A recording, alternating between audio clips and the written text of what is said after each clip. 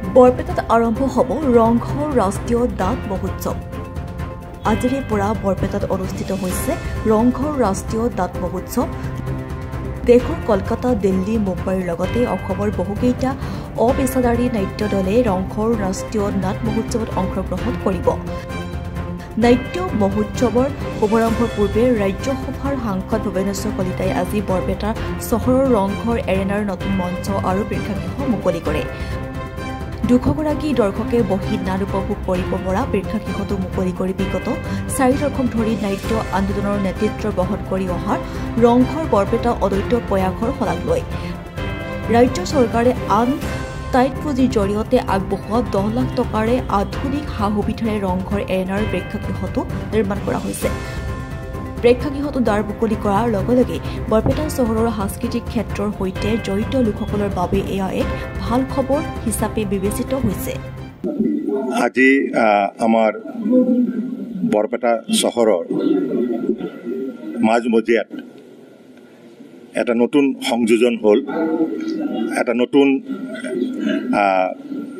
মঞ্চ আৰু এক নতুন আমাৰ জনসাধাৰণ সমবেত হোৱাৰ এক স্থান আৰু বিশেষকৈ কলা সংস্কৃতিৰ লগত জড়িত লোকসকলৰ কাৰণে এটা নতুন প্ৰচেষ্টাৰ যোগেৰে এক নতুন সা সুবিধা দিবৰ কাৰণে আমি আজি সক্ষম হৈছোঁ। আমাৰ এই গৃহটোত আছিলে আগতেও, কিন্তু এই অডিটৰিয়াম হিচাপে নাছিলে। গতিকে আজি এই মঞ্চ আৰু অডিটৰিয়াম আজি ইয়াত উদ্বোধন কৰিবলৈ পাই মই অতি আনন্দিত হৈছোঁ। আৰু আগলৈও যিহেতু আমাৰ এই অনুষ্ঠানটোৰ যোগেৰে আমাৰ এক বৃহৎ অনুষ্ঠান ইয়াত অনুষ্ঠিত হয়, সেইটো হৈছে সৰ্বভাৰতীয় থিয়েটাৰ মহোৎসৱ। এই সৰ্বভাৰতীয় থিয়েটাৰ মহোৎসৱ আমাৰ এই অঞ্চলৰ কাৰণে এক অনন্য। হয়তো থিয়েটাৰ বহু অঞ্চলতে আছে ভাৰতবৰ্ষৰ, কিন্তু আমাৰ অসমৰ এইটো আটাইতকৈ আগশাৰীৰ অনুষ্ঠান আৰু য'ত আজি বহু বছৰ ধৰি প্ৰায় 40 বছৰৰ অধিক কাল থিয়েটাৰ মহোৎসৱ ইয়াত অনুষ্ঠিত কৰি আছে সৰ্বভাৰতীয় পৰ্যায়ত। আৰু সৰ্বভাৰতীয় পৰ্যায়ৰ যিসকল থিয়েটাৰ এক্টৰ, যিবোৰ থিয়েটাৰৰ অভিনেতা অভিনেত্ৰী, সেইসকলে আগশাৰীৰ অভিনেতা অভিনেত্ৰীসকলেও ইয়াত আগতে আহি যোগদান কৰি গৈছে। এইবেলেও আমাৰ ভাৰতবৰ্ষৰ বিভিন্ন অঞ্চলৰ পৰা আমাৰ দল আহিব আৰু ইয়াত নাট প্ৰদৰ্শন কৰিব, থিয়েটাৰ প্ৰদৰ্শন কৰিব। আৰু এইটো আমাৰ সকলোৰে কাৰণে এক অনন্য বিষয়, কাৰণ আমি যদি গোটেই অসমৰ কথাই চিন্তা কৰোঁ, তেতিয়াহ'লে অসমত যিটো থিয়েটাৰ আন্দোলনটো জীয়াই ৰাখিছে, এই অনুষ্ঠানটোৱেই থিয়েটাৰ আন্দোলন জীয়াই ৰাখিছে। আৰু আগলৈও এই থিয়েটাৰ আন্দোলনটোক আৰু আগবঢ়াই লৈ যাবৰ কাৰণে আৰু ৰাইজৰ মাজত আৰু জনপ্ৰিয় কৰি তুলিবৰ কাৰণে আমাৰ প্ৰচেষ্টা চলি থাকিব। আৰু ইয়াত নতুন নতুন যি আন্তঃগাঁথনিৰ প্ৰয়োজন, সেই আন্তঃগাঁথনিসমূহ আমি ইয়াত সংযোজন কৰিবৰ কাৰণে আগলৈও আমাৰ এই প্ৰচেষ্টা চলি থাকিব।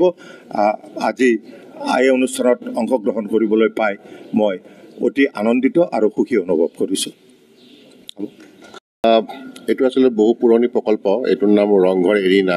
এই ৰংঘৰ এৰিনাটো আমি 2000 চনতে আৰম্ভ কৰা, কিন্তু আমাৰ এইটো তেতিয়া আমি এৰিনা থিয়েটাৰ হিচাপে ইণ্টিমেট থিয়েটাৰৰ কাৰণে 100 দৰ্শকৰ কাৰণে আমি এটা প্ৰয়াস চলাই আছিলোঁ। কিন্তু যোৱা বছৰ আনটাইড ফাণ্ডৰ 2021-22 আচলতে ফাণ্ডটো ৰিলিজ হৈছে যোৱা বছৰ।